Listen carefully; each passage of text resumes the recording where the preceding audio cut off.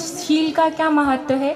और आपने एक कथानक सुनाया था सुर सुंदरी का, वैसा सुदृढ़ शील हम अपने जीवन में कैसे प्राप्त करें, ऐसी भावना है। ब्रह्मचारिणी बहन ने शील की कीमत पूछी है।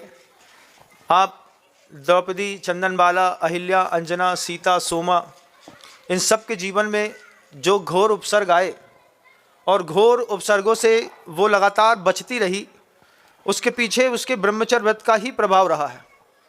शील जो शब्द है वो बड़ा गंभीर और ज़बरदस्त शब्द है। शील शब्द सिर्फ ब्रह्मचर्य व्रत से नहीं लगाइए। शील शब्द को आँखों का भी शील होता है, कानों का भी शील होता है, स्पर्शन इंद्री का भी शील होता है, शब्दों का भी शील होता है। बोले इनके शब्द बहुत शालीन है। शब्दों का भी शील होता है और रसना इंद्री का भी शील होता है, काम इंद्री का भी शील हुआ करता है।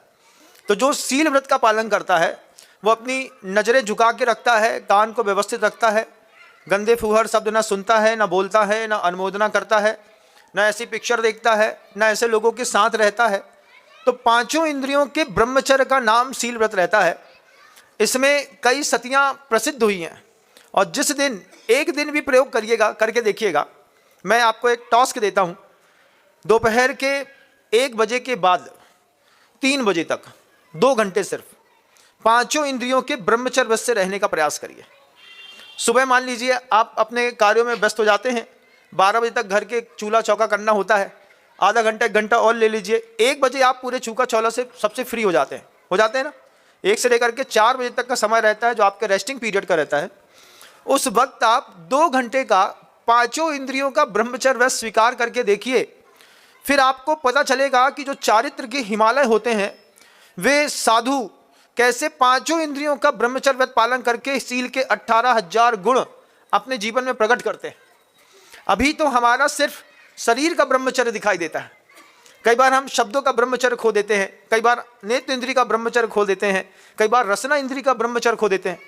रास्ते में जितने लोग चटोरे खाते पीते रहते हैं, ये सब रसना इंद्री का ब्रह्मचर्य व्रत भंग करके ही रोड में खड़े होते हैं।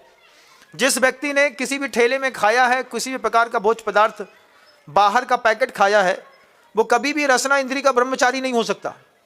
तो 1-2 घंटे के लिए भी रसना इंद्री का, घ्राण इंद्री का, स्पर्शन इंद्री का, चक्षु इंद्री का, कर्ण इंद्री का, नेत्र इंद्री का ब्रह्मचर्य 2 घंटे पालन करके देखिए।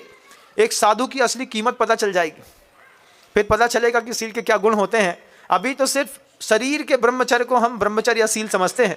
जिस दिन पांचों इंद्रियों के शील का हम पालन कर गए, उस दिन देवा भी तस्त पड़मंती जस धम्मे संयामणो। जिसके घर में, जिसके मन में इस प्रकार का धर्म स्थापित होता है, देवता उसके घर के आंगन में आकर के झाड़ू लगाते हैं।